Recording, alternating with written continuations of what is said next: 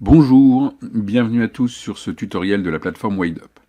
C'est le troisième traitant de la création de site dans lequel nous allons détailler les personnalisations que vous allez pouvoir faire sur votre thème.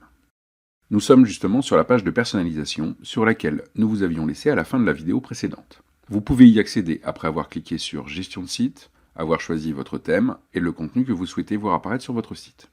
À noter que si vous voulez faire un changement de thème ou un changement dans les paramètres, il suffit de cliquer sur le nom correspondant à droite du bouton « Retour au tableau de bord ». En validant ces deux pages, vous reviendrez automatiquement sur la page de personnalisation. Sur la partie de droite, vous voyez donc votre site tel qu'il a été généré en fonction des choix faits précédemment. Vos galeries ont été automatiquement ajoutées dans votre menu, mais aussi dans l'affichage des couvertures de votre galerie en bas de page. Vous retrouvez votre menu avec tous les éléments que vous vouliez y insérer. Ici, nous voyons la première page avec l'image d'en-tête, le texte de bienvenue et le texte de présentation. Si vous cliquez sur le menu, vous allez directement sur les pages et vous pouvez donc naviguer sur votre site comme vous le souhaitez. Il n'y a qu'une chose qui soit différente de la version en ligne et que nous tentons de régler dans une prochaine version. Lorsque nous faisons défiler une page vers le bas, la barre de navigation remonte. Sur votre site réel, elle sera fixe.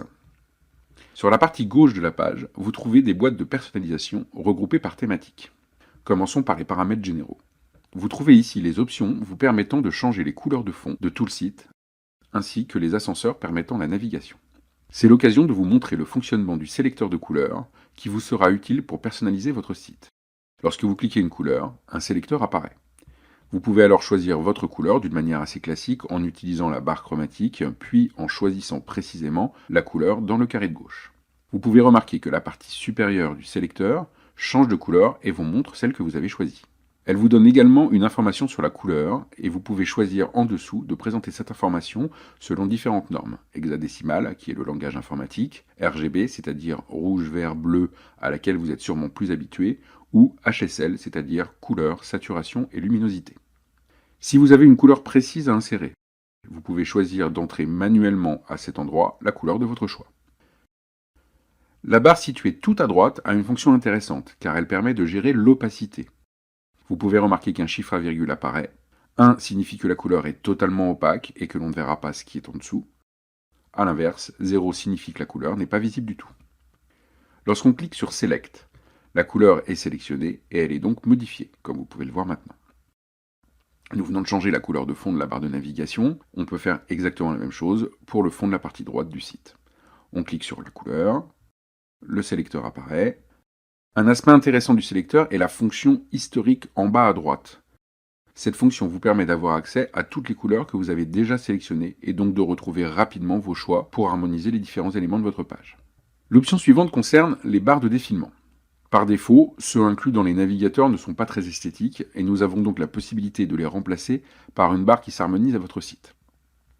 Vous avez la possibilité de choisir l'épaisseur de la barre, la couleur et l'arrondi du poussoir, la couleur et l'arrondi du fond. Cela nous permet d'aborder la transparence des couleurs. Si vous voulez que le fond de barre soit un peu plus foncé ou un peu plus clair que le fond de la page, il faut aller dans le sélecteur et choisir du noir ou du blanc avec un faible pourcentage d'opacité. Là, je viens de faire un fond plus foncé avec un noir à 20% et on peut faire un fond plus clair avec un blanc à 20%.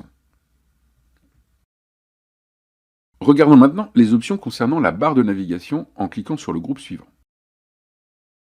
La première partie concerne le logo. On peut choisir le positionnement vertical en faisant coulisser le curseur. On peut également choisir la largeur du logo, sachant que la hauteur suivra sans aucune déformation. Enfin, on peut choisir d'arrondir l'image. Pour avoir un cercle à l'arrivée, il faut une image carrée au départ. Si vous avez mis une image rectangulaire, vous aurez un ovale. Regardons maintenant les options de la première page. Les éléments sont pris dans l'ordre de leur apparition sur la page. On commence donc avec l'image de couverture.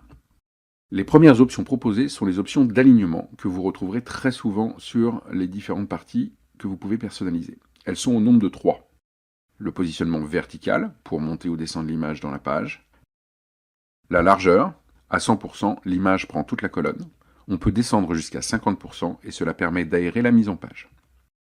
Le positionnement horizontal permet de décaler l'élément par rapport au bord gauche. Un petit truc, si vous voulez centrer un élément, pour connaître le positionnement horizontal à utiliser, il faut soustraire de 100% la largeur que vous avez choisie et diviser le résultat par 2. Ici, nous mettons l'image à 70%. Si je retire 70% de 100%, il me reste donc 30% à répartir entre les deux côtés. J'en prends la moitié, 15%, si j'indique ce niveau de positionnement, alors mon image est centrée. Descendons maintenant plus bas pour voir le texte de présentation. Nous retrouvons ici les mêmes options d'alignement que celles que nous venons de voir pour l'image. Position verticale, largeur, position horizontale. En dessous, nous avons un ensemble d'outils pour le texte. Nous y retrouvons la police de caractères, sa taille, la couleur du texte, la hauteur de ligne qui permet d'augmenter l'espace entre deux lignes de texte dans un paragraphe.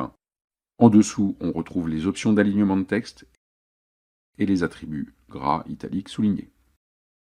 Cela permet de modifier la mise en page du texte à sa guise. N'oubliez pas de regarder ce que cela donne dans toutes les versions de votre site, car certains choix peuvent ne pas être pertinents pour une tablette par exemple. Le texte que nous venons de mettre en page est un texte type et je ne pense pas que vous souhaitiez le conserver.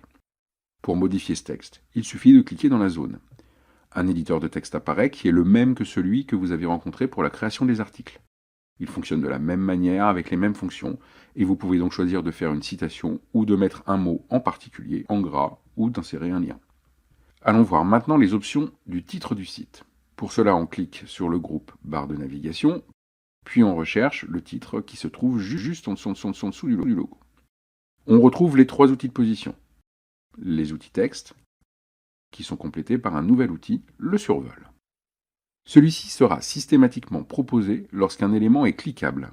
Vous pouvez le désactiver si vous le souhaitez, mais il peut être intéressant d'indiquer à vos visiteurs qu'une interaction est possible avec un élément lorsqu'ils passent leur souris par-dessus.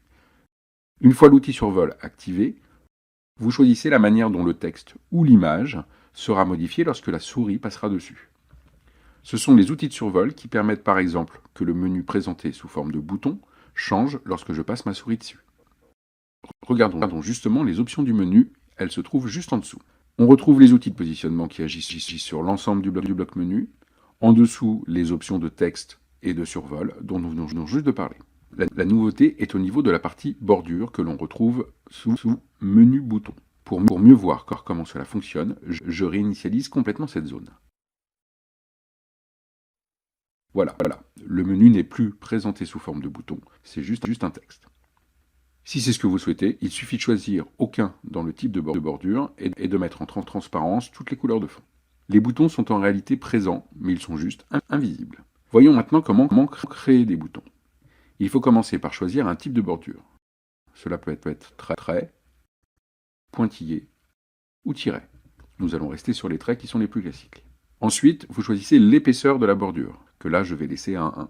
Pour bien voir l'effet, nous vous conseillons de vous mettre à 100% au niveau du zoom de la partie visualisation de votre site, car il est difficile de voir la différence entre 1 ou 2 pixels par exemple lorsque l'on est à 50%.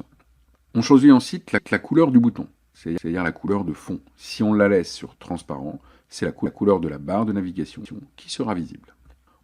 On choisit ensuite l'espace intérieur entre le texte et le bouton. On retrouve ensuite la possibilité de faire un arrondi pour adoucir les angles, en choisissant par exemple 2 ou 3 pixels, ou beaucoup plus si vous voulez rendre vos boutons plus arrondis. Ensuite, nous avons les options de survol, où l'on doit choisir les couleurs de bordure et de boutons lorsque la souris passe sur le menu. Bien entendu, il faut harmoniser ces couleurs avec celles choisies pour le texte dans la partie survol, et on peut revenir sur ces choix si jamais ça ne fonctionne pas bien. Voilà, nous venons de vous présenter les 4 groupes d'outils que vous retrouverez tout au long de la personnalisation pour le texte et les boutons. N'hésitez pas à faire des essais, c'est comme ça que vous allez prendre en main le système. Dans la prochaine vidéo, nous regarderons en détail les outils de présentation des galeries d'images. À bientôt sur WadeUp.